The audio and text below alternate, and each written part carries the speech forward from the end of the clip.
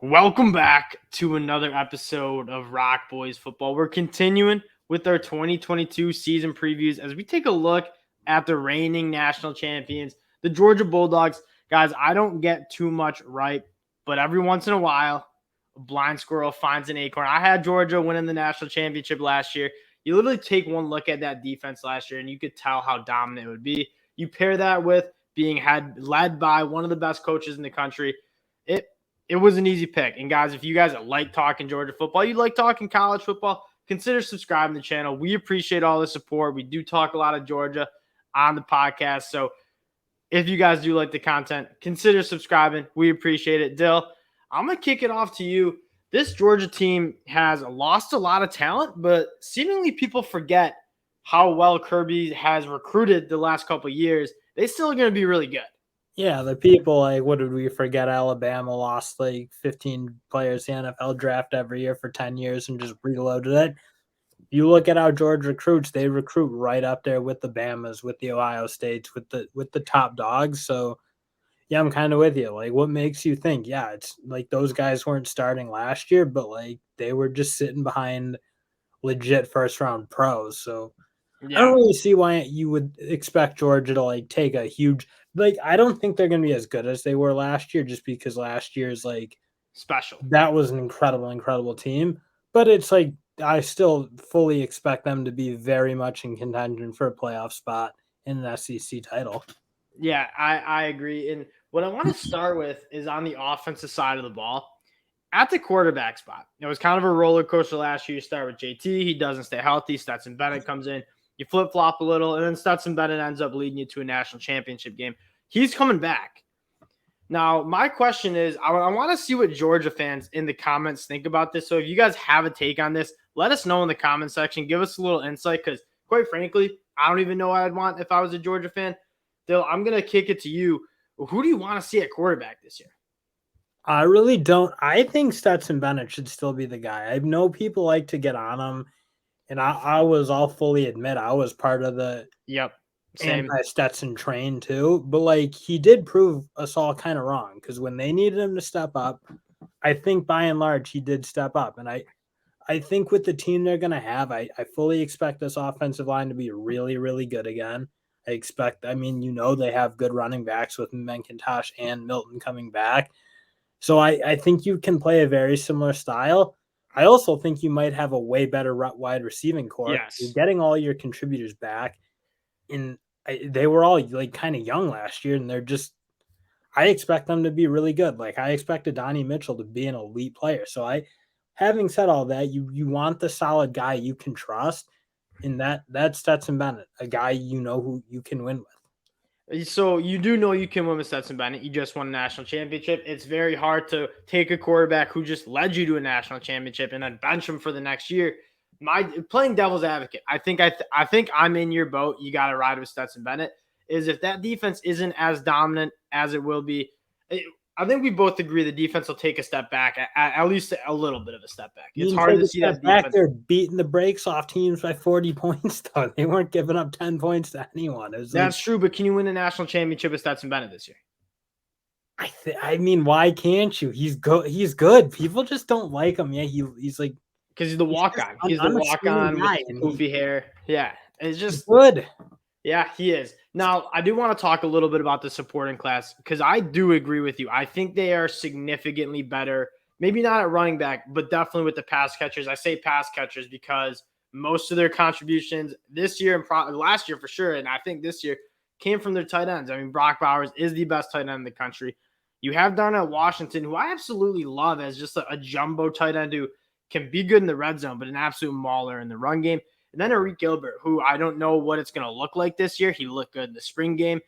I really hope he puts together a good year. It's just I feel like I want to see him play at his best because a guy you think can be really special. And I just really want to see him play a full year solid football. Yeah, you'll see.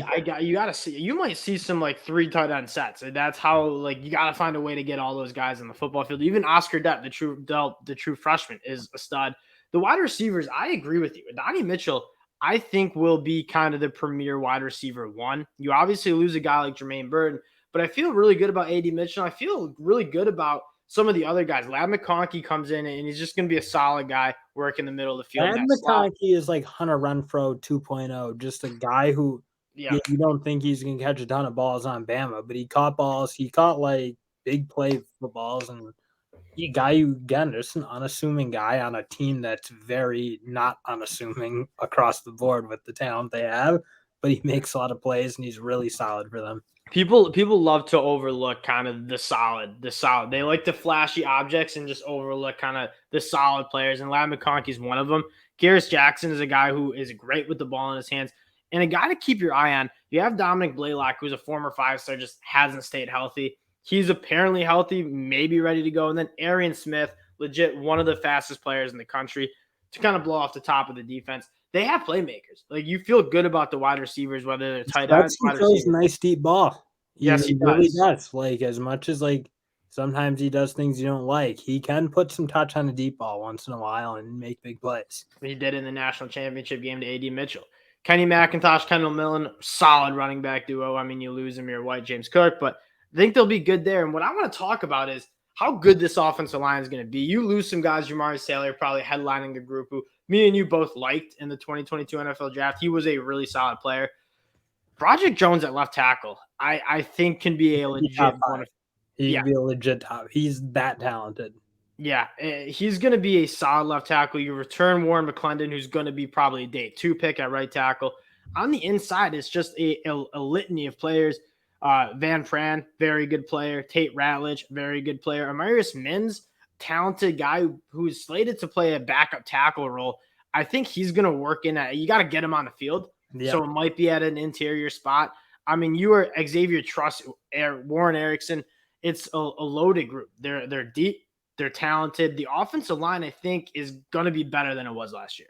Yeah, I mean, that's the thing. It's like it's not as experienced. It's obviously going to be really kind of young, but super talented, and probably more talented in terms of guys who can go as kind of high picks, I think, than last year. And last year, I'm not trying to take anything away from them because they were like awesome.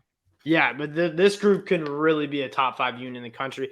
So look at the defensive side of the ball. This is where, which is crazy to sound, you lose your DC, Dan Lanning, who you're playing week 1, and you just lose a ton of guys, especially up front. Probably the best front 7 last year we've seen in a really long time.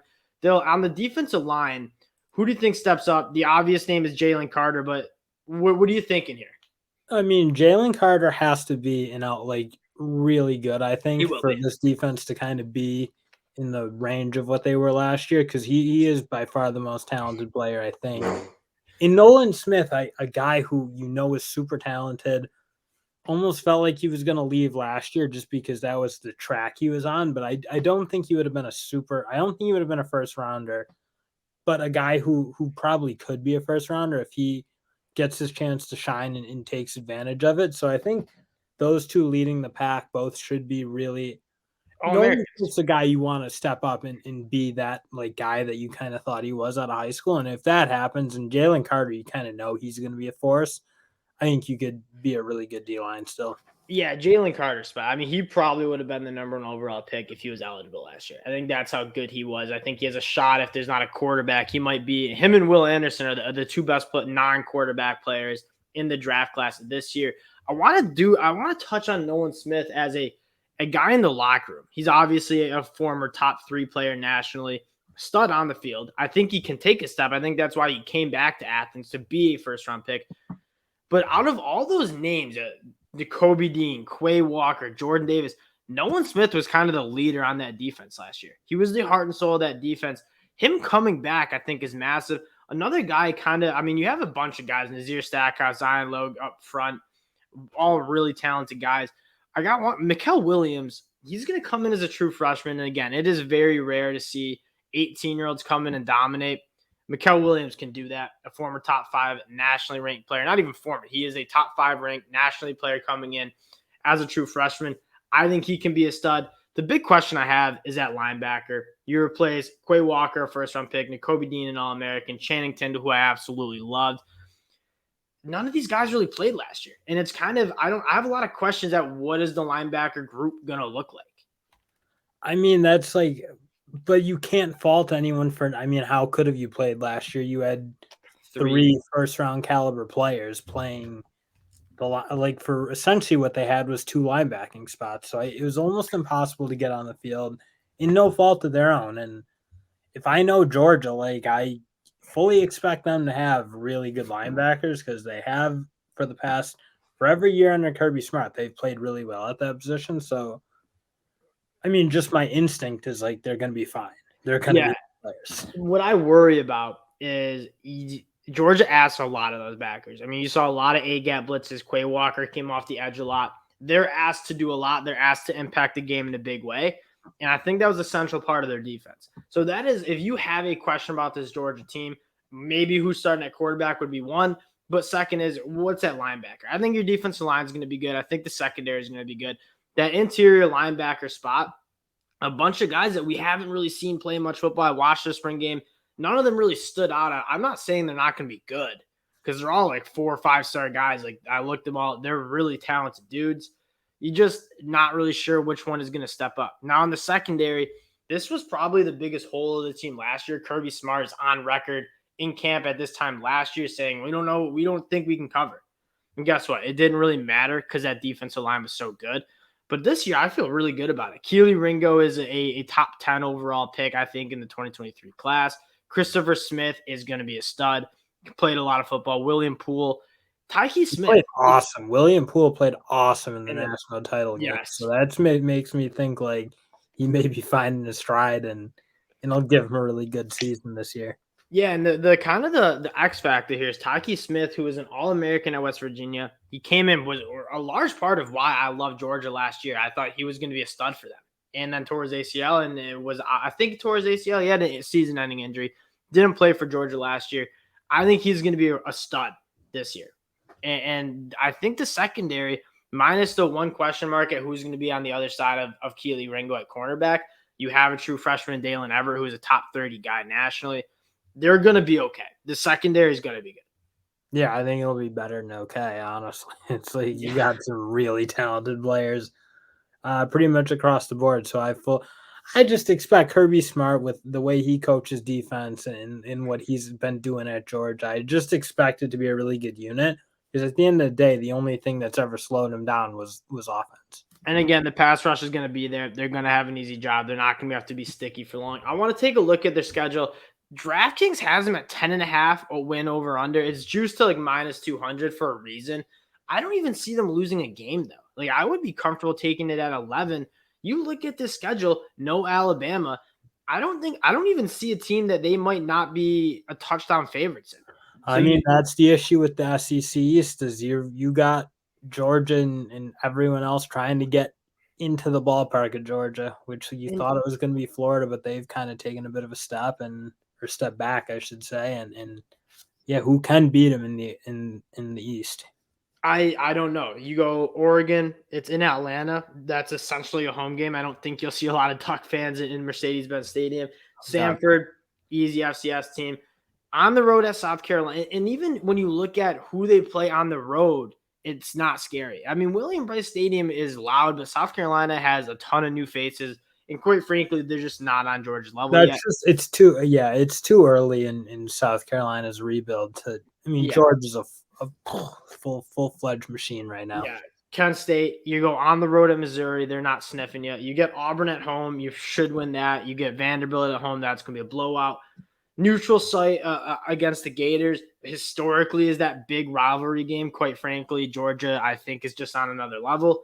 And then you don't even have to go on the road to Knoxville. That's the toughest game in the season, though, for sure. And you get them at home. That's kind of my point. Is you get the biggest games at home. At Mississippi State, you should be fine.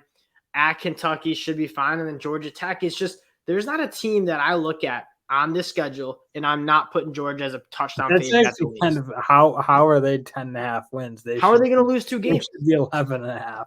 How I just don't see. I don't even see a loss. Much rather 2 losses. I think. And again, we don't give out too many lock picks on these team previews. We're just trying to learn about the team. But this is the former national. This is not the former. This is the current national champions.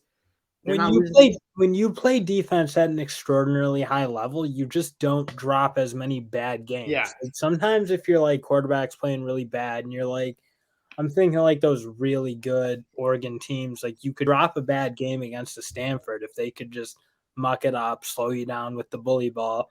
But like no one's gonna do that to Georgia. That's how they play a style that no one can compete with because it's basically suffocate you on defense and run the ball down your throat. And that's what they do. It's a hard thing for teams to play with right now. I completely agree. If you're more of a gunslinger, win a shootout type team, that's when you start maybe Oklahoma was always dropping a bad game every year in the Big 12. Even when the Big 12 sucked, they'd always drop a bad one if you threw 2 picks. And you're done. Yep, exactly. And that just doesn't happen to teams like Georgia. It especially doesn't happen to teams coached by a coach like Kirby Smart, like Nick Saban. Like they don't drop games. They don't get lazy. This team, Georgia, they're gonna be a playoff team. They're gonna be a good team. Again, guys, if you guys do like the content, consider subscribing to the channel. We appreciate all the support. We appreciate you checking us out, and we'll talk to y'all later.